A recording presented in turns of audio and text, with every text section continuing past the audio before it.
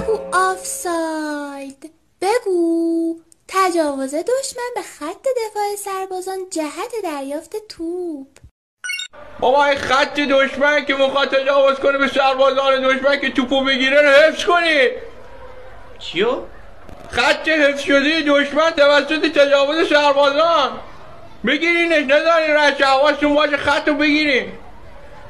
چیو دقیقا چیکار کنیم؟ بابا خط بیبی در چیز دشمن که توپو رد نکنه.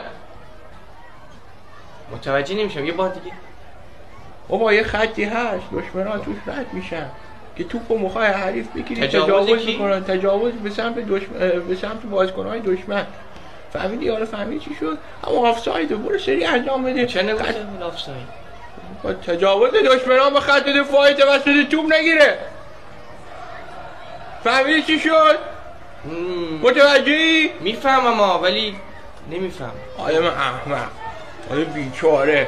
میدونم چی میگی. برو همون خط تجاوز دشمنان به حریم خط دفاعی اینا رو حفظ کن.